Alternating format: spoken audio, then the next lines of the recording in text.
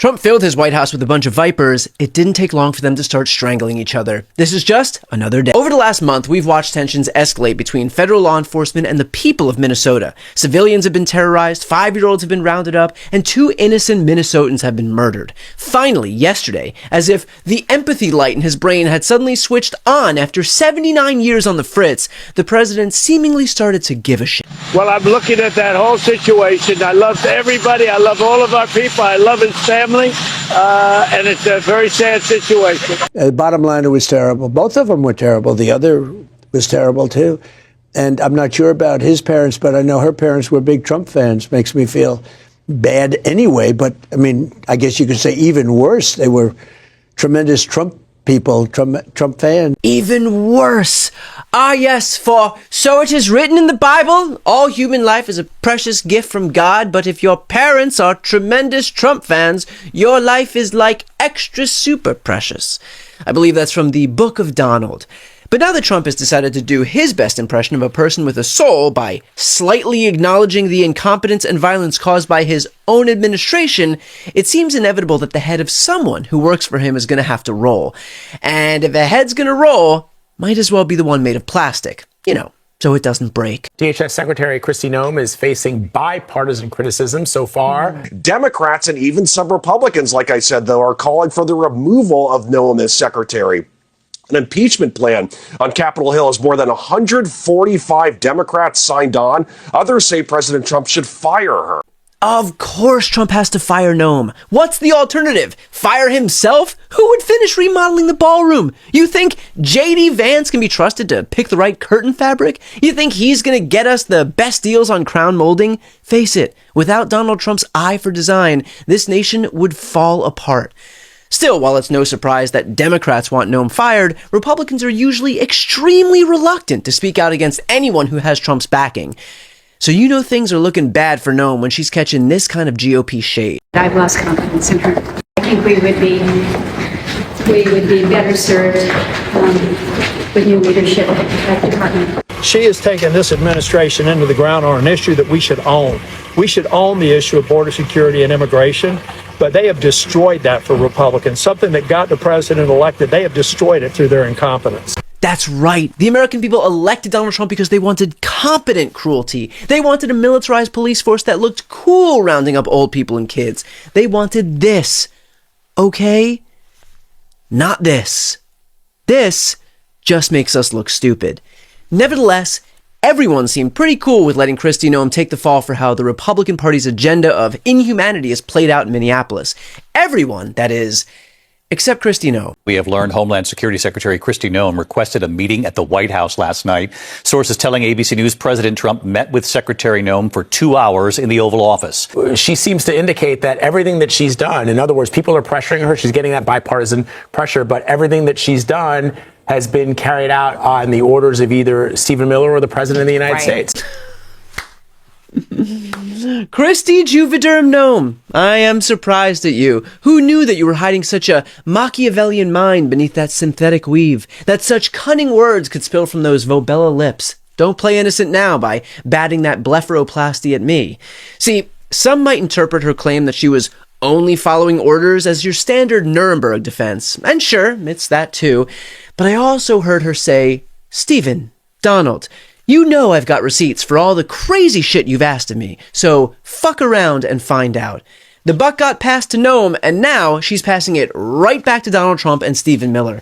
And not just that, she is threatening them. She's saying, fire me and I'll tell the world all the other illegal shit you had me do. Honestly, this was so predictable, I never saw it coming. Trump filled his administration with the most venomous snakes that he could find, and now that the shit is hitting the fan, they're eating each other. Because guess what? That's what snakes do.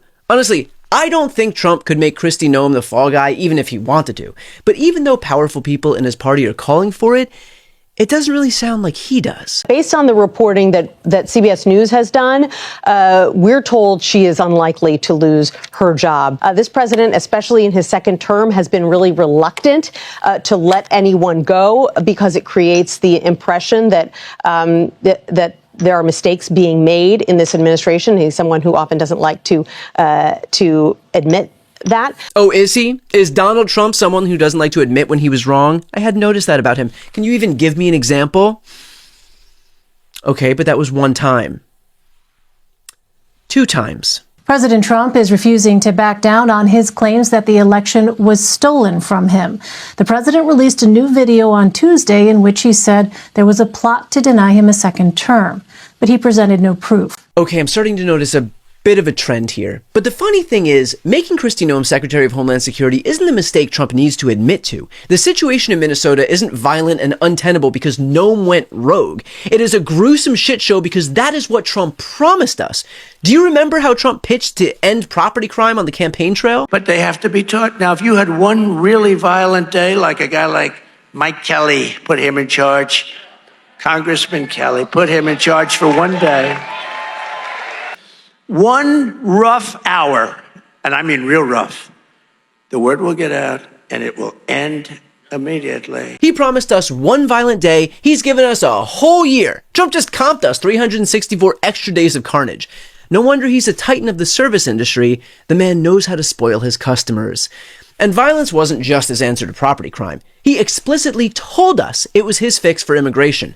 And when shit first started to get violent, he said it wasn't violent enough. More recently, Americans have been watching videos of ICE tackling a young mother, tear gas being used in a Chicago residential neighborhood, and the smashing of car windows. Have some of these raids gone too far? No, I think they haven't gone far enough because we've been held back by the judges, by the liberal judges that were put in by Biden and by Obama. You're okay with those tactics? Yeah, because you have to get the people out. You gotta get them out. What choice do you have but violent ICE raids? In fact, that's Trump's solution to getting everything out. You should see it when he can't get the ketchup out of the bottle. I mean, hell, how did we not expect this? This is what the White House tweeted on January 13th. Fear not, great people of Minnesota, the day of reckoning and retribution is coming. Look, I'd like to use the old, when someone tells you who they are, believe them cliche, but all this tough guy, toxically masculine bullshit doesn't seem to square with how he reacts when his strategic violence plays itself out, right? He doesn't pump his fist. He says this. Well, I'm looking at that whole situation. I love everybody. I love all of our people. I love his family. And it's a very sad situation. In fact, he doesn't just call the violence sad. He disavows it. He denies it. He deflects it. Commander Bovino is supposedly leaving Minneapolis along with some CBP agents. Is this a pullback? I don't think it's a pullback. It's a little bit of a change. Everybody in this room that has a business, you make little changes. Bovino's very good, but he's a pretty out there kind of a guy, and in some cases that's good. Maybe it wasn't good here. Do you agree with the assessment from some of your own officials that Alex Preddy is a domestic terrorist or an assassin? Well, I haven't heard that, but we have Tom Homan there now. We put him in there. He's great.